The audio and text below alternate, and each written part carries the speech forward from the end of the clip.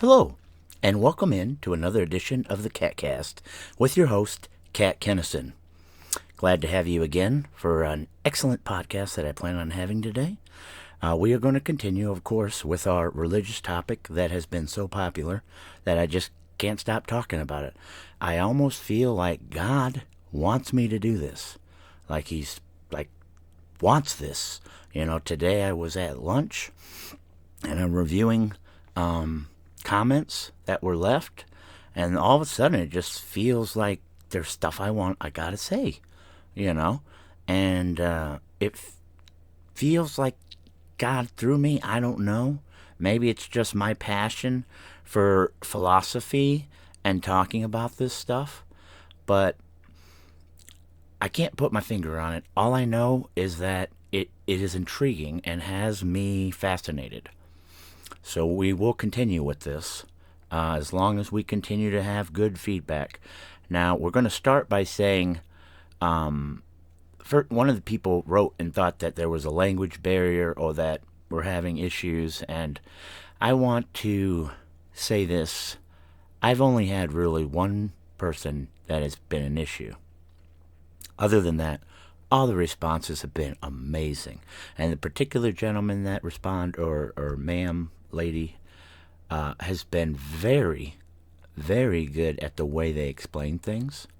And we're going to get into that. But I was not referring to you, sir or ma'am, and that's the one with the 4 A's in the beginning of their name. It was a different gentleman, or ma'am, I don't know, that was an issue, and I don't really want to go on with it anymore because that person has disengaged, which proves my point that when people are argumentative and out to just gotcha things, they don't really have a good point to make, and so they attack and then disengage. So because they can't really debate is what it's about. So I want to tell you, I have been thrilled with the comments, especially from Quad A person. I love these comments because they get me wanting to learn more. Now, the first question that hit me on the drive back here that I wanted to bring up, and this is the most powerful one that I keep thinking about. Will Allah, or my God, which one is going to be more accepting of somebody not knowing which faith is the true faith?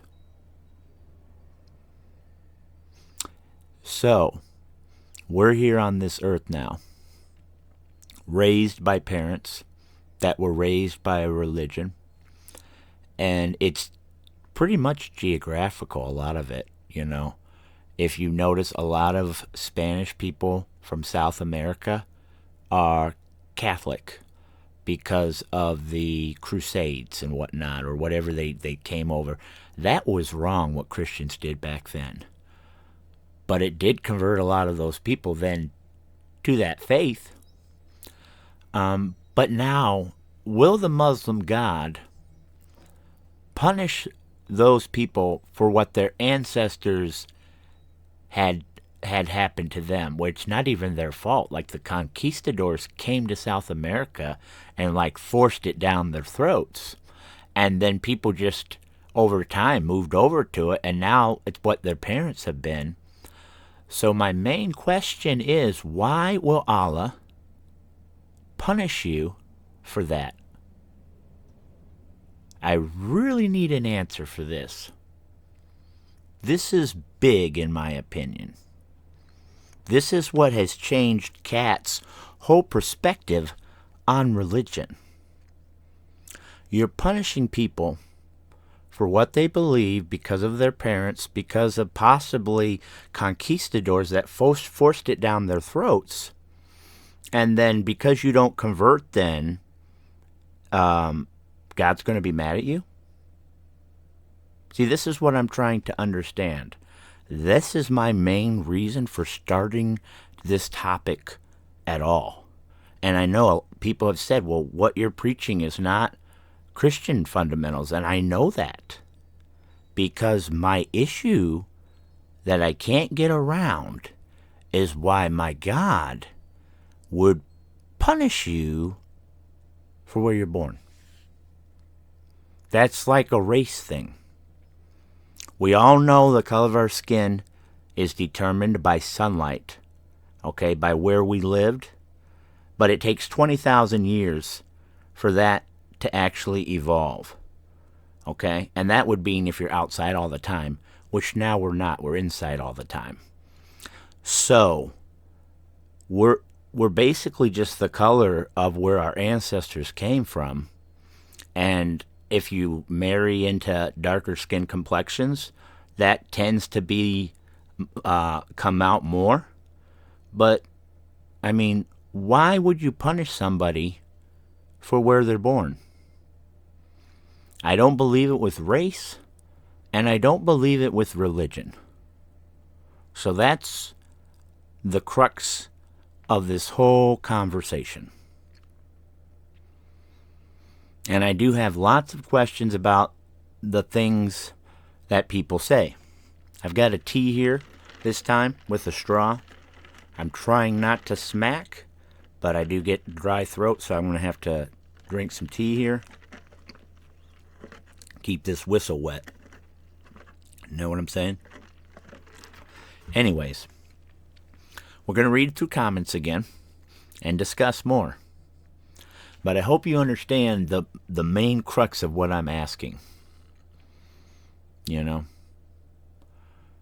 And here on this planet, in my opinion, I think everybody should be able to believe what they want to believe and not be hated because of it. You know? So I have no problem with Muslims, Buddhists, Hindus, Judaism, or Christians believing what they want to believe. Because I want to believe what I want to believe. So I don't believe in forcing what others believe on somebody.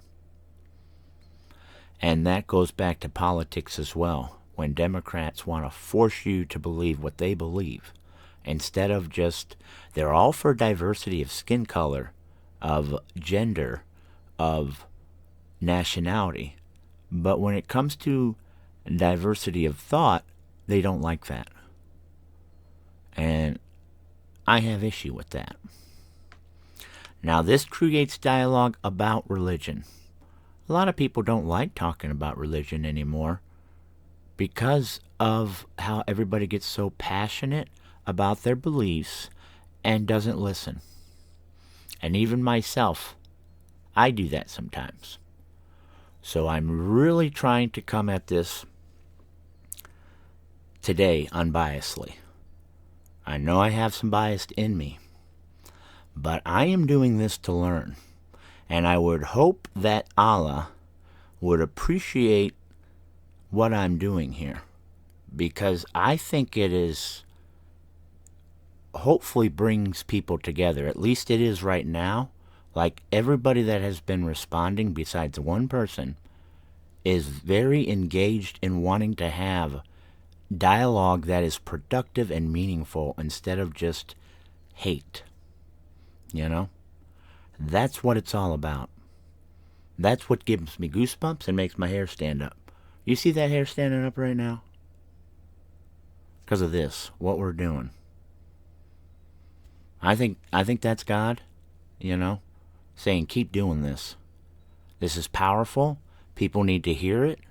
And, you know, it's dialogue.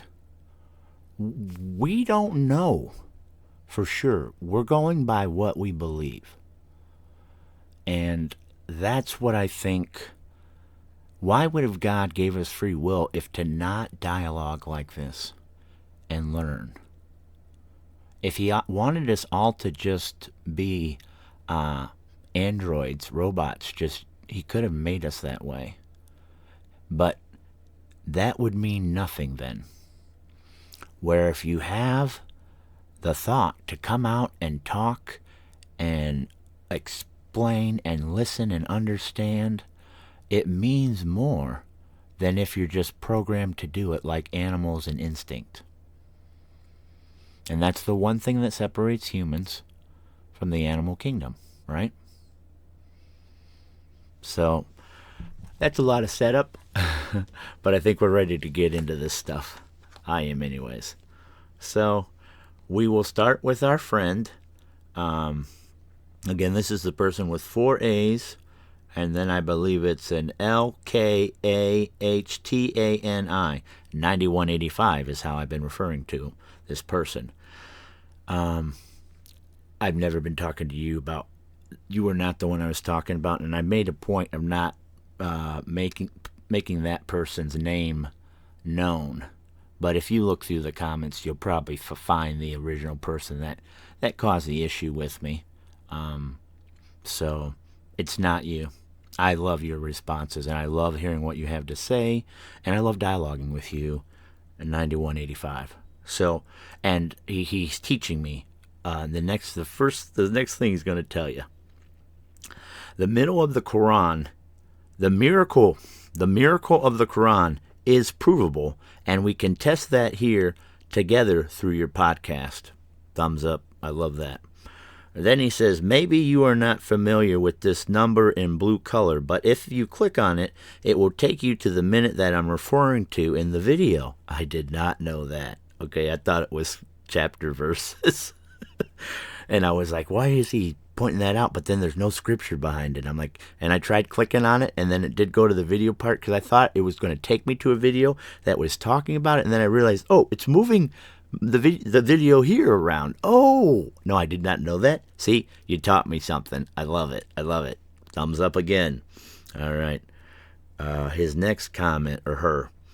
Yes, it is a direction to unite Muslims, which means for all people who submit their will to God. It put well, but I'm pretty sure he meant will to God. Believers. Islam, by definition, means submission to God. Muslim means the submitters to God. That's interesting. I'm coming around on the direction thing a little bit. It still, to me, seems arbitrary, because yes, it's uniting Muslims, but then it's excluding other faiths. You know what I'm saying? So that's kind of my issue with it.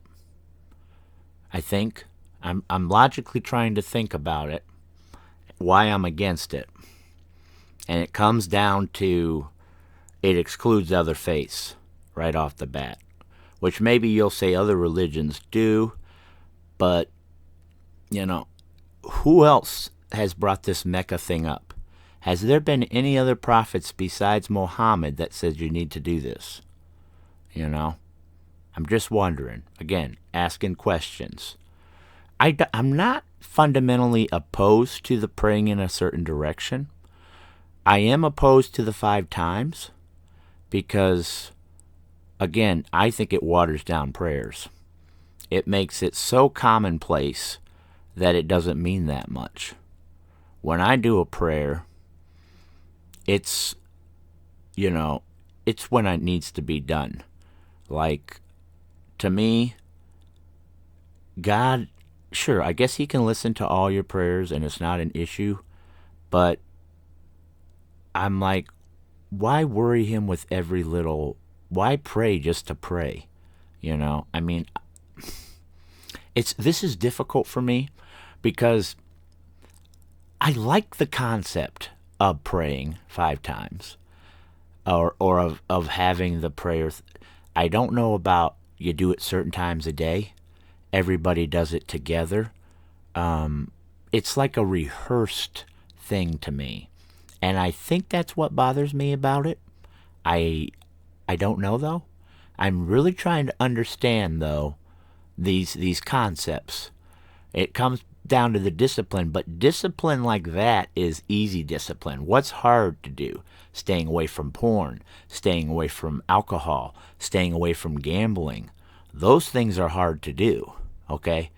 Like, if I just had to pray 5 times a day, I can set my phone to beep me and do the prayer, and to me it just seems like it's not a big deal, where staying away from vices, in my opinion, would mean way more to God than the prayers, if that makes sense.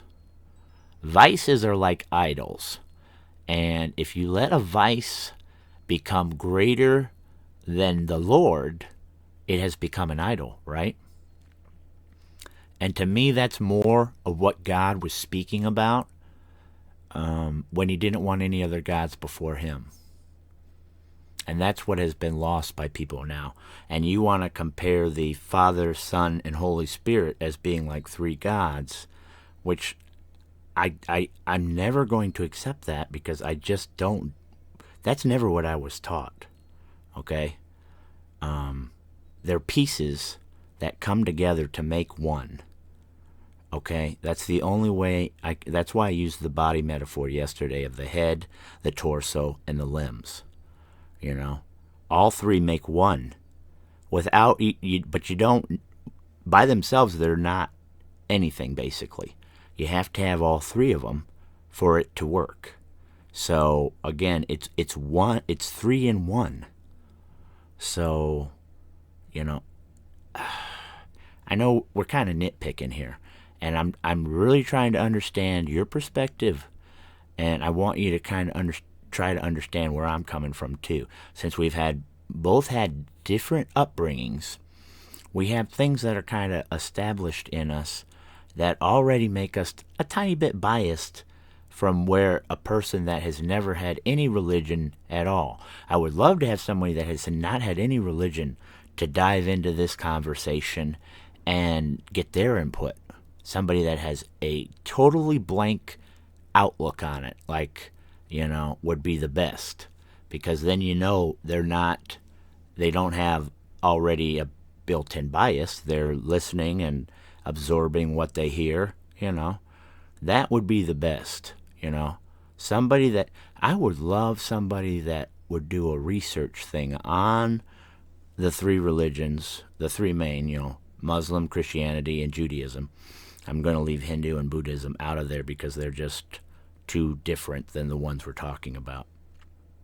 But I would love for a project to be done where people basically say, which one do you think has the most merit?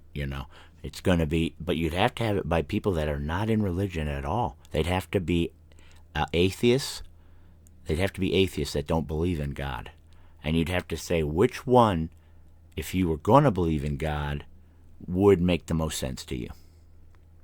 That's what I would like from an atheist, somebody that doesn't even believe in God. I'm like, take all three. Which one do you think is the real one? That would be interesting from an atheist perspective. All right, this is getting good. I love you, 9185. I just want you to know your comments are great, and we're going to keep going reading these. God said in the Quran to be good to all people, specifically to Christians. So I'm sorry again if it looks rude or something. I believe it's the language barrier. I'm not talking to you. You have been awesome. You're not being rude at all. You're trying to explain to somebody that doesn't understand it, and you're doing it very well. I'm giving you kudos, okay? My goosebumps are up right now again. My hair's standing up. You're doing a great job. You are a great representation of Muslims and trying to help somebody understand it, okay? This is the way you do it. Logic, like you're doing. His next comment, or her. It's the most important thing to have the scripture in its original form, from the one who claims to represent God, so we can test his claims and reach a conclusion. If it's true, we better follow it. How can we test the claims, though? How can we? I'd like to know how we can test the claims. Now, 2,000 years later, when everybody's kind of ensconced in what they believe, I almost wish I was brought up without a religion, so then I could do this and be less towards the Christianity side. But even as being a Christian, there are many fundamental things that I disagree with, like the one of just accepting God and then you're going to get into heaven. You can be as bad as you want. No, I don't buy that.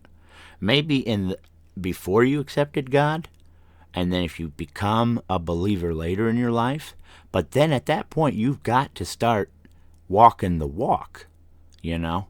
You can't keep doing bad things. I would say yes. If you do a lot of bad things and then you come to God and you start walking the walk, then yeah, you could probably get salvation. But you can't. I don't like the thing. Oh, right before you die, I'll say, I'll accept you and then get in. Maybe. Again, I'm not God. I don't make those decisions.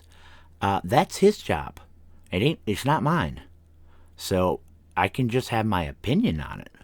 And my opinion is, if you just accept God and then you can do whatever, then what's the point? That's kind of my opinion with that one. Yeah, let's continue, I guess. Noah asked Allah in the Quran to punish all the unbelievers in the world, and Allah answered it. I don't remember Noah asking our God to do that. I remember the angel coming and telling him to build a boat because God was going to do it. I don't believe Noah did what you said here. If so, that's a very... Why? That's a lot of nerve of Noah. God, these people are awful. I'm the only good person. Punish them all. I thought our God believes in not judging, and He'll do the judging. So I don't like that. Now, if it does say that, I have an issue with that, because that's not the way it's explained to me in the Bible. So I would have it. I've heard that Noah was a very godly man, and his family was, and that's why God chose him, not because he told God, "Hey, there's a lot of bad people out here." Worry about yourself and your family, not the rest of the world. God will deal with that. Everybody thinks they need to do God's job. Why? I have issues with that. All right, let's continue. We believe that there are thousands of prophets had been sent through time to all nations around the world, so if there was believers who are living, God will protect them from the flood. Okay, I don't know about thousands of prophets. Thousands? And why is Muhammad the most important one? Why is he the last one? Why must you believe in that he was the last prophet in order to believe in Allah? All those things kind of are questions that maybe you could answer for me. I don't like how they make him... You guys say that Jesus was a messenger born of a virgin, and he was an important person, and he was rose up to heaven. But is Muhammad more important than Jesus? I'm asking you that. Was he more important than Jesus? Because it almost seems like he is. But it sounds like he didn't get rescued by God. But it was foreseen that Jesus would be rescued, but he didn't rescue Muhammad. But Muhammad gets to write the entire Quran. Kind of big deal. Just, these are issues I have too. So maybe you can give me some more input on that.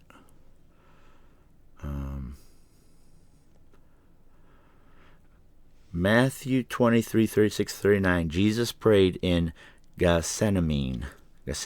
I have trouble with the words, but I know that Gethsemane. I know what you're talking about here. Jesus went with them to a place called Gethsemane, and he said to his disciples, "Sit here while I go over there and pray." He took Peter and two sons of Zebedee along, and he began to be sorrowful and troubled. Then he said, "My soul is overwhelmed with sorrow to the point of death. Stay here and keep watch with me." Going a little farther, he fell with his face to the ground and prayed, "My Father, if it is possible, may this cup be taken from me, yet not as I will, but as you will." The cup referring to the crucifixion. Yes, he did make a prayer about that. And God doesn't always answer your prayers. But, he asked it of him, but he asked it in the right way. If it is your will. Well, it was not God's will, because he had to have this happen for our salvation. That's what we believe. And later, according to the Bible, Matthew 27:46, about the 9th hour, Jesus cried out with a loud voice, Eli, Eli, lema sabachthani. That is, my God, why have you forsaken me? Exactly.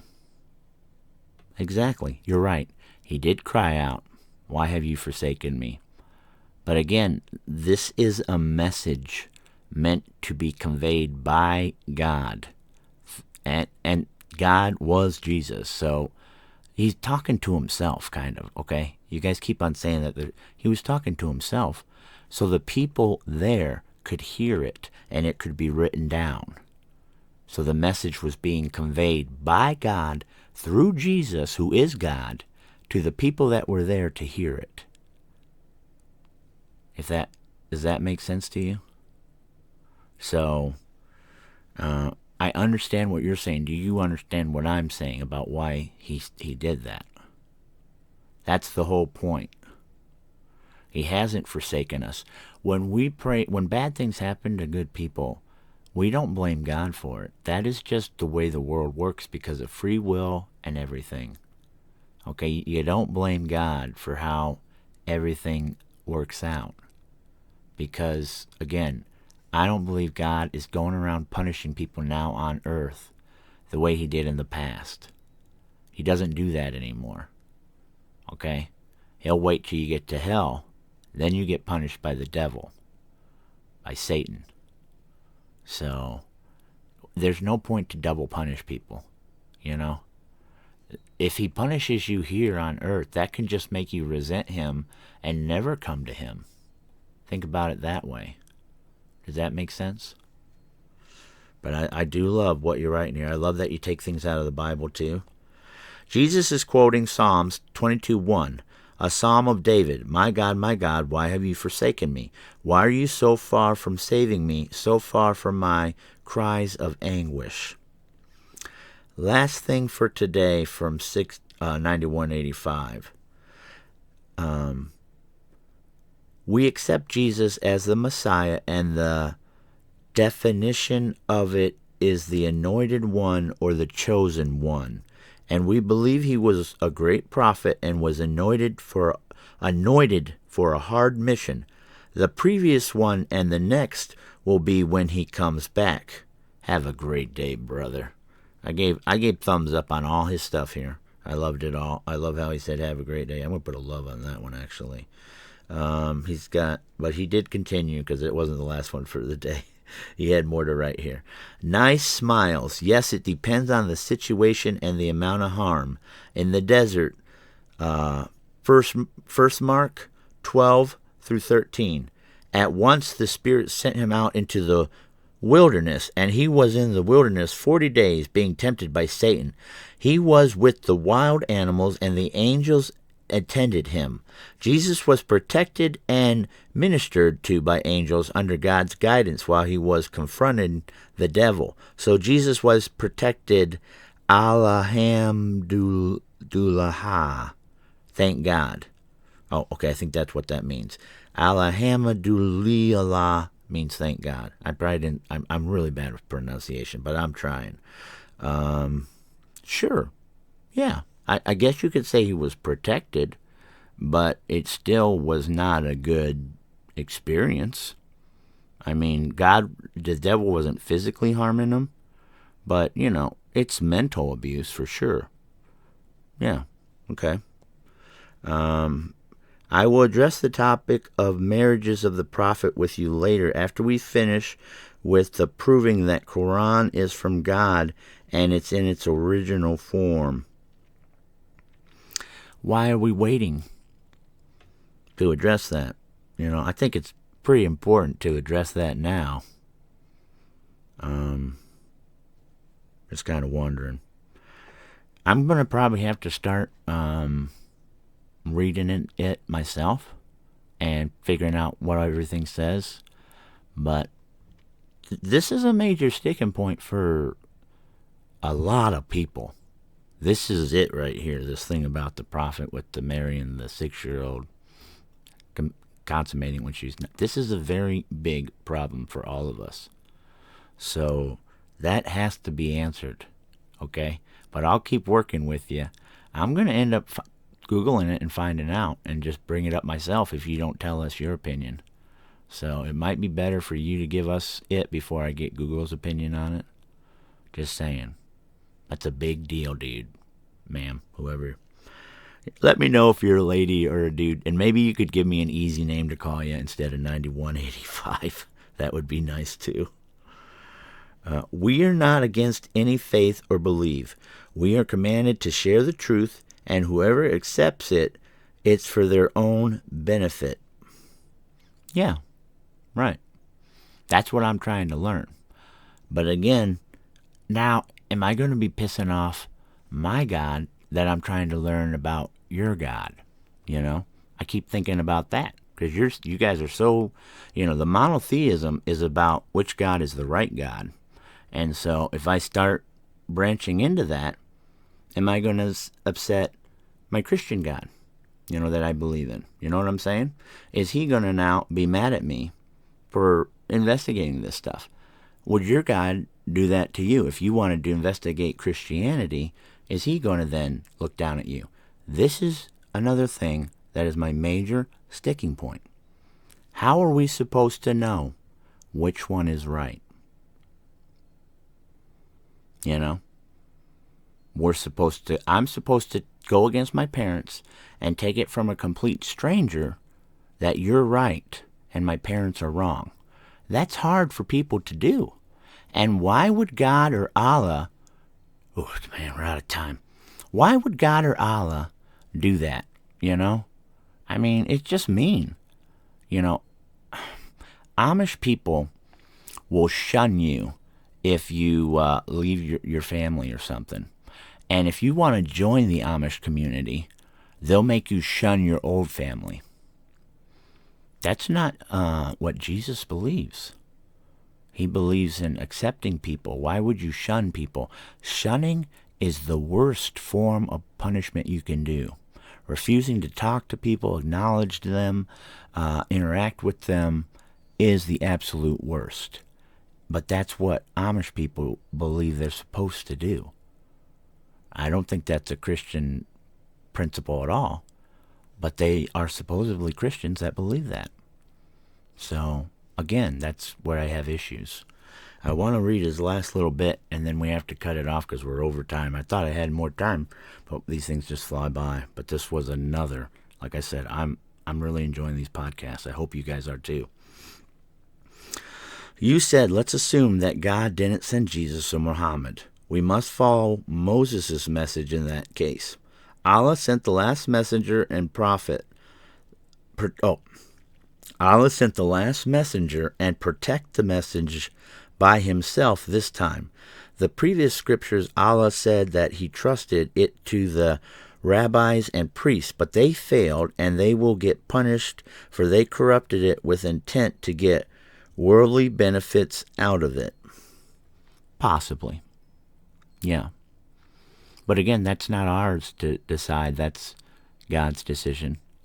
There's too much judgment going on it sounds like in the Muslim faith for me. Like too much judgment here on the earth instead of letting God deal with it. Can you enlighten me a little bit more about that? Because you guys make a lot of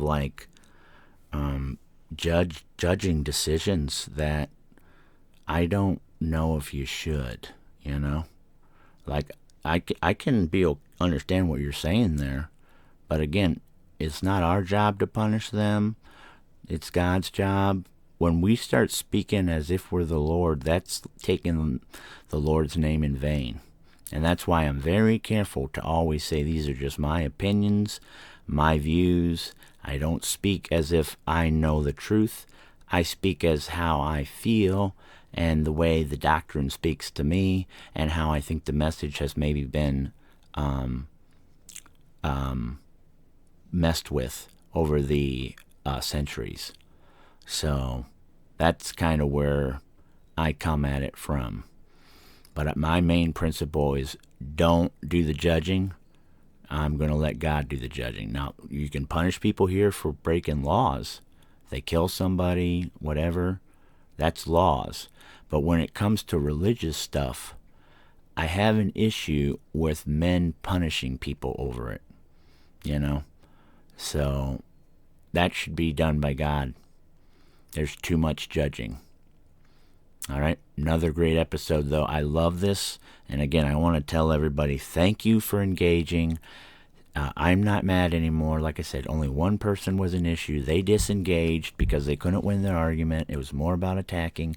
But to me, that's never going to bring people to your faith. This is how you do it.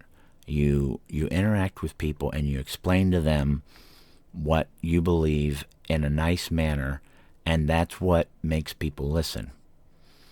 God tried to use the fear thing. It didn't work. And that's why Jesus came with the love message. Okay? I'm not sure what your message is. I guess it's discipline. It seems like it's discipline. But again, I don't know about some of the things that are disciplined are just like, pray this time, face this direction. I'm like, those aren't real discipline things. Discipline is things that are hard to do. It's real easy to pray at a certain time and find out which direction to face. That's easy. It's much harder to do to not do things that you really enjoy, okay, that God wouldn't want you to do, okay, like watching porn or gambling or things like that. Those are just, in my mind, much more crucial. All right. Cha-ba-cha. I love you guys. This is Kat Kennison signing out. We'll see you next time. Bye now. Gotta stop it.